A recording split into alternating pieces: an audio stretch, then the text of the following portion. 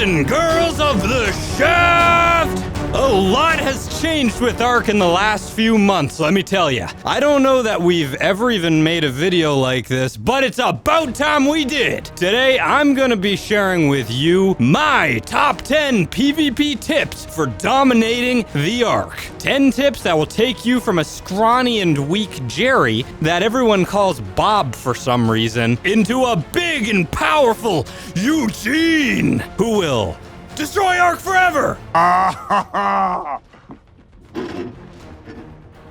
Oh, that's hot. That's hot. Let's get right into it. But first, a message from our sponsor. Today we'll be talking about a video editing software called Filmora 9. Filmora 9 is a video editing software specifically designed for people that don't want to waste hours and hours in learning a professional software. It's more focused towards people who just want to do editing for fun. This is a great entry step into video editing, so it is great for starters. You can choose from a long list of filters, overlays, as well as transitions to make your videos look different.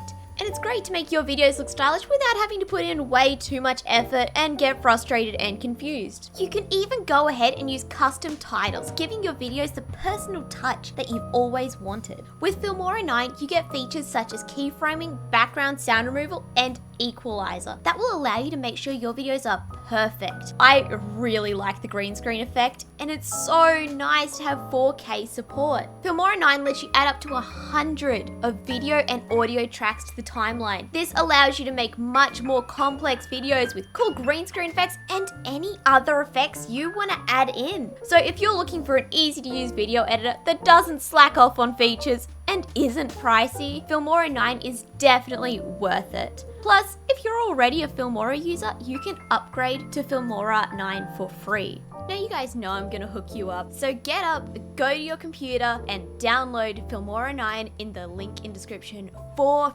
free. You won't regret it. Coming in at number 10, the POCKET GIGA. Yes, that's right. You will be fitting your huge beast straight into your pocket using the one, the only cryopod. Now you may be wondering, but Thick Daddy, why would I want to carry my Giga with me?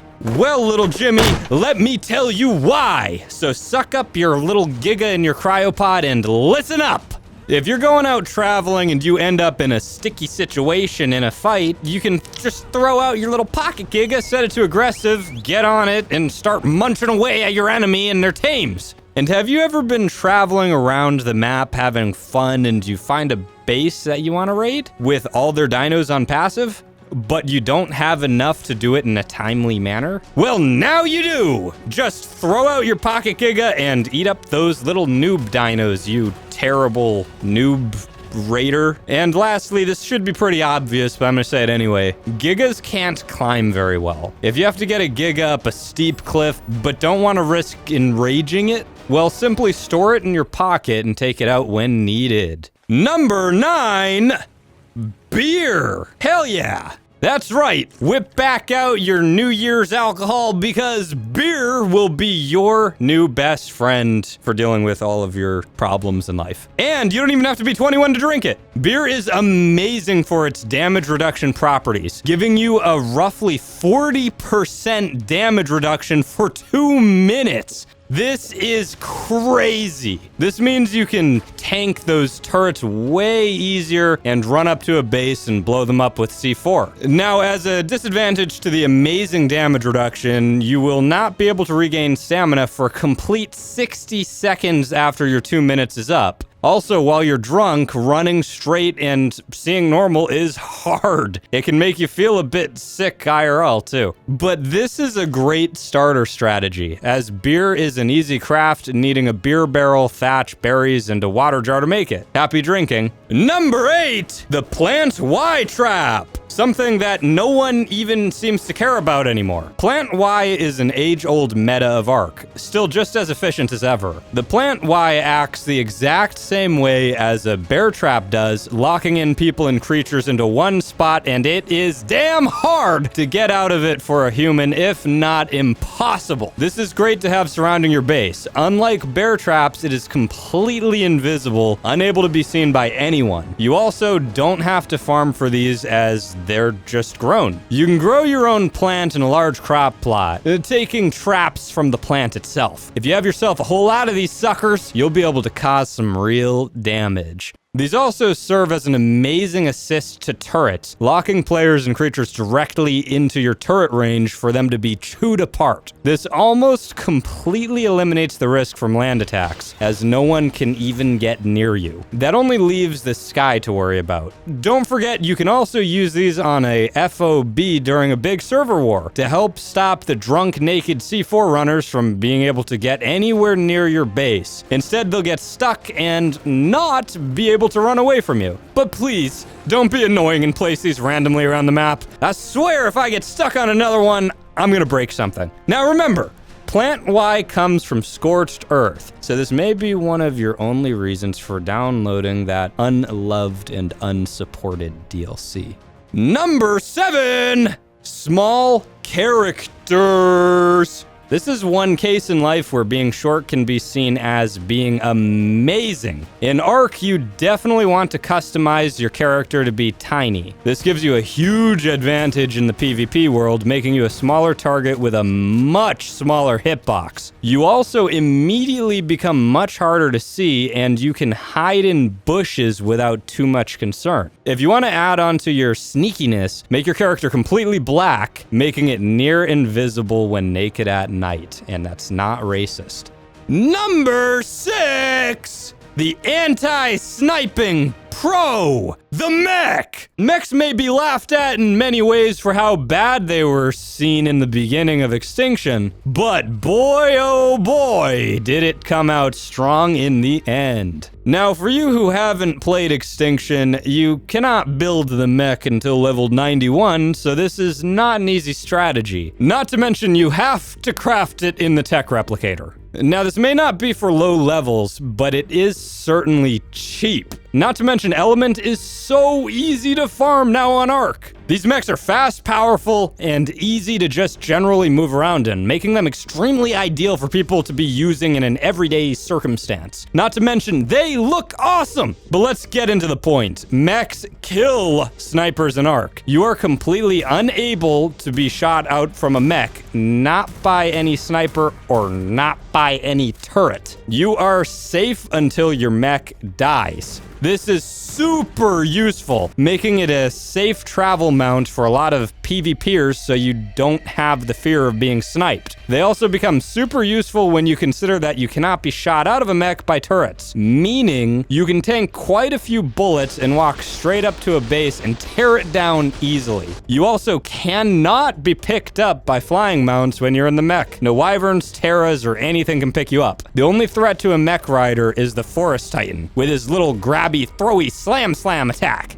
Coming in at number 5, the Monogamy. Now trust me when I say there is nothing scarier than a Monogamy in ARK. These little wolf lizard things are crazy. Not only is this little lizard a great mount for speeding around the map super fast and hopping around, this could be one of the single greatest PvP mounts in ARK. Their ice breath has such an insane reach that it can actually hit people just at the border of render distance. That's crazy. If your aim is good, you can ground any bird and freeze any creature that's not a Titan with your ice breath. Now, if you level melee, this is gonna be straight deadly. No one's gonna be able to escape this beast, so it's the ultimate cops and robbers little creature. Put some cop lights on the top of it and go chase down bad guys. To make it even better, you know your little dashing attack, the one that you do in the air? Well, guess what? If you aim that correctly and you actually hit the rider of another creature, you can, most of the time, actually kill them in one hit. Very impressive. All this makes the Monogamy truly terrifying, being so fast, nimble, and powerful, with not much of a good counter. Go check out the video on the Monogamy, which we already did. Number 4! I'm losing my voice! The Gasbag! Yes, you have seen it before, and you will keep seeing it. It is one of ARK's most powerful tanks. Actually, no, it is the most powerful tank in the game. Some may find this hard to believe, but as I explained in my Everything You Need to Know gas bags video, go check that out. The gas bags are insane turret drainers and insane tanks in general. When all puffed up with air, your gas bag will take an 80% damage reduction from everything, turning even a gigabyte into barely a little peck. The gas bag is in its best element when it's draining turrets. If you level oxygen and let it suck all the way up and back it into the turrets. Now, unlike most other tanks, like the turtle or trike, this tame actually protects its rider. When it sucks up air, it becomes thick. Being so large, it hides the rider from any bullets that may be targeting them. When you're almost out of suck power, merely waddle forward a little bit and resuck. Or, if you're hurting, bring it over to a snow owl for a quick recharge in health and then go back and continue sucking. Number 3. Let me get some water. Number 3, the Rhino. The Rhino is the biggest, the baddest creature in all of ARK. You thought the Volanos were scary? Are you kidding me, man? You thought the Titans were scary? Are you kidding me, man? Well, this creature is terrifying. Ah! The Rhino is such an easy and simple tame, it makes it even scarier. Being able to have packs of high-level ones and even well-bred ones, needing only to be knocked out in the snow and fed terror bird kibble for the best tame results. Now, if you're scared of taming a terror bird, you're not cut out for the Rhino. As for the benefits, the Rhino has an extremely powerful charge attack that'll one-shot any person. This charge attack is insane. You don't even have to move far to charge it up, making it easy to tear through everyone. Now, we all know how scary a Giga can be, huge and intimidating. Well, not anymore. A Rhino chews through Gigas like it's a dodo. It just will not be stopped by any creature in its path. This has been the meta in ARK for quite a while, and honestly doesn't seem like it's gonna change anytime soon. As an add-on, Rhinos have insane carry weight, making it very hard to weigh down too.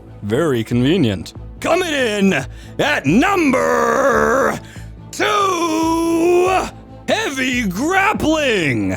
Speaking of weighing down creatures, that's actually our next point. Heavy Grappling! All you need is a couple of tribe mates with high weight and a heavy inventory. Then you go ahead and shoot your grapple at your enemy's dinos. This will cause them to be so heavy they won't be able to move. You can even use this on wyverns and completely ground them. You can fill your inventory with anything, either gear or just simply fill it with stone and rocks. This adds another element as to why you should level weight in ARK. I would suggest always 600 to 800 weight. And remember, you can respec your character if needed, but this means you can bring in your Gigas or Volanosaurs to tear down your enemy tames while they're grounded, or start pelting them with all you've got, rockets, guns, anything. This is so useful when it comes to wyverns and any flying creatures. Being able to ground them and stop the enemy from escaping is amazing. And most wyverns will not have the carry weight to stop a few fully weighted down tribe mates. Now, this method is extremely effective,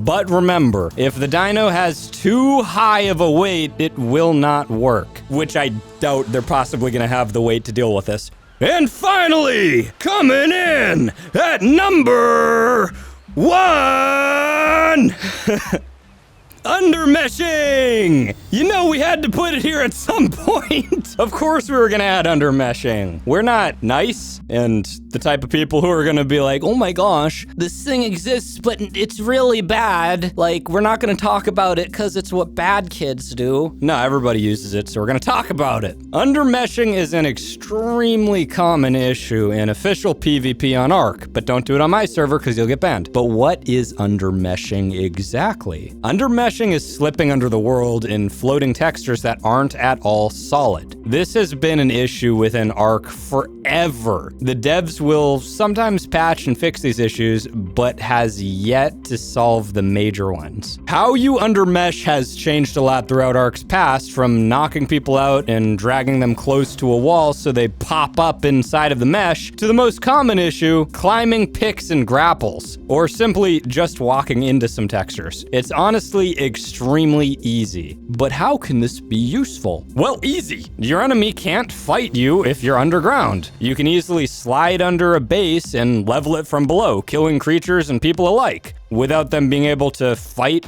back at all. Now, this can also be useful for storage, because commonly there are pockets of textures where you can hide some vaults or even a full-on raft. This makes it super hard to find when you're sneaking onto a server scouting it out. I'm not going to completely recommend doing this, as people definitely have been banned over it, but within ARK right now, this is still the top most used PvP method, and if you can do it without getting caught, you might as well abuse it, because either you're gonna do it or the Chinese are gonna do it. And that about covers it for today's video. Make sure you subscribe with notifications so you don't miss any future uploads like this one. If you want more PvP tips, if you want more building tips, let me know what you want to see in the comments, and subscribe so you catch those when they come out. I'll see you guys in the next video.